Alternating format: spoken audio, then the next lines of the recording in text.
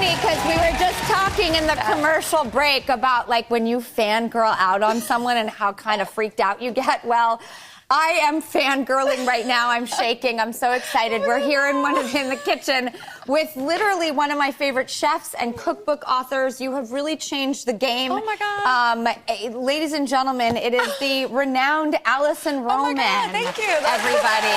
That is so nice. Oh, that's so true. I mean, that is so nice. I feel, oh my God. Allison, when you came on the scene with your first cookbook, Nothing Fancy, I felt like you, or was that your second cookbook? Second, but first, second, what was the first one? Dining In. Dining In. You really changed the cookbook industry. Wow, as thank you. I saw it. And then also, after you sort of changed the world of cookbooks as we know it, you also started a YouTube channel, and as the media industry was changing, you also pioneered how a chef can reach people. And whenever people talk about what they want to do, they're always using you as the example. Wow. Well, that is, oh my God. Well, your beautiful new cookbook, which has a different patina on it. Normally, I see the white cookbooks with the bordered picture. This one's Something from Nothing. Great title, by the way. Thank you. But what are we making today? Because I'm excited. It's a pantry staple, which speaks to me as far as this feels like everybody has it or can have it. It's doable. Yeah, the whole book is sort of, as advertised, something from nothing, but beans, obviously. It's like a pantry. The magical fruit. I know.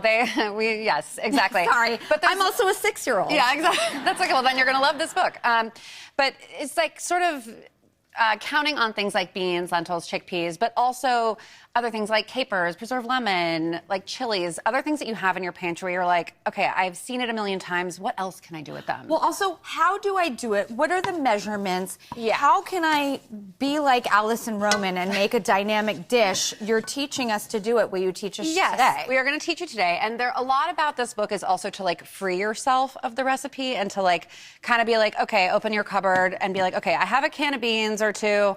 I have some like maybe mushrooms that are a little past their prime or something, a leek or maybe a shallot. Okay, I can really do something with that. A frizzled leek? Perhaps, yes. I also love how you teach how to make chili oil because I love chili oil and now I feel like I have no excuses. I can make it thanks to your book. Exactly. It's really fast and really easy. And I sort of say, there are a million really beautiful chili oils out there that you can buy, and I think you should try them all because they're fabulous. And it's also like, okay, well, if you can't go to the store, exactly. It's just like, okay, well, here's one you can make yourself. And it's a lot of that. And it's there's a lot of things that it's like not a replacement for, but a version of. And so this is sort of loosely inspired by cassoulet, which is like a pretty traditional French sort of baked bean. And this is not only vegetarian, vegan, if you wanted it to be, I suppose, although the cheese really does make it, but, sort of like a basic version that is also really easy to throw together with, like, again, beans, mushrooms, cheese, breadcrumbs. So is this what it looks like when it's cut down? Yeah. And I noticed you didn't mince the leeks, but you kind of chopped them You're in a chopping way. them. I you're like to see the sweating cuts them because that is important to the dishes. Exactly. And even if you're using mushrooms like these, which these are like beautiful oyster mushrooms, you can even just like tear them like this. Okay. So part of the reason I love cooking with mushrooms is because you don't actually need a knife. Most of the time you can just hand them to somebody who has no knife skills and just be like, rip these apart. And they can. So you want to cook them down. You want to get them like really beautiful, tender. How long do you think this would take? It's going to take like 15 to 25 minutes, depending on the size of your mushrooms, the type that they are. Different mushrooms have different water content. And it may seem sort of counterintuitive to be like, okay, I'm going to cook the water out of the mushrooms and then add more water back. But you want to like concentrate the flavors. You want to get them as delicious as possible. And then we're adding water to create them like a saucy situation so that we can put them in the oven. Bake it so without drawing it out. Exactly, so the beans get saucy. Is that a cannellini? Yeah, these are beautiful. Yeah, see, you know what you're talking about. I know food. Yeah, exactly. So these are beans, white beans, rinsed, drained. They're not so good. Yeah, they're like, but you're like, okay, it's a bean, right? How good could it be? They can be so good, I promise you. So we're gonna add them to the mushrooms. Okay, so see how it's like re-saucy? Yep. This is gonna get like a little tighter, a little more like, delicious once we pour it into this baking dish. Here, I'll let you hold that. You want me to like also assist here? Yes, please let me be your Sue. Great, thank you. It would be my honor.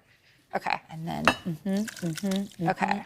So you're sort of like, okay, soupy beans and mushrooms. It smells so good, you guys. You can really smell the mushrooms and the leeks. my God. I want you guys to come over to my house, and every time I do anything in the kitchen, you just clap for me. That would be great. Right? Okay, if you could stir that into there, because I forgot to do it in the pot. Oh, stir it in? Yeah, okay, you got it. And then the breadcrumb topping. Another thing I love to talk about in this book is panko breadcrumbs. You love a panko breadcrumb. And you know what? I do too. And I just bought like a bunch of panko, and I felt so validated reading your book that you're like, listen, it's panko for president. It's the best. And I like that because I just went to the store and bought panko. Well, they are so crispy. They do all the work for you, and it stays crunchy. Yes. And it's like, it just is good. And it's like already doing the hard work for you. You know, so like your cheese, breadcrumbs, and olive oil now mixed together. Yes. And is that going to be our topper? It sure is. Okay. And it's going to be so, so good. And you could add herbs to this. You could add garlic. And that's the other thing about this book. It is so simple. And to me, it's perfect as is. But if you're like, oh, you know what? I'm going to add a little, you know, grated garlic here. It would also be delicious. But you I don't think need it. that's what you did. You took the intimidation out in the food world, and you changed the game. Oh, by the way, Rossi, we're going to play a game of pop cuisine. Rossi! Yes. Hi. Oh, I want some of that panko. That looks good. I want everyone to say hi to Melissa. Hi, Melissa. She's right here. How Melissa, are where you? are you from? Warwick, Rhode Island. She's from Rhode Island, here in the city, just to come here to see the Drew Show. Fun. Well, yeah. Thank you. Just you. So don't you feel like Melissa. we should do something for Melissa, right? Don't you Well, think? we have a game to play. That's right, Melissa. I'm going to ask you a question. If you get it right, you're going to win a prize. And guess what? The entire audience is going to get one, too. Okay. So here is your question. Remember, you're playing for everybody, okay, Melissa? So no That's pressure. a lot of pressure. Okay. What is the most popular pantry staple worldwide?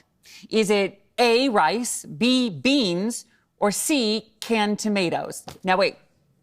This is very important because you're playing for everybody. So we're going to have the commercial break. She can think about it because everyone wants to know if they're going to win a prize. It's up to Melissa. We gotta know. I'm very nervous. All right, we're going to go to a quick commercial break. We're going to put this in the oven, time and temp. 425 for like, 40-ish minutes. 425 for 40-ish minutes. We'll be right back, everybody. Great.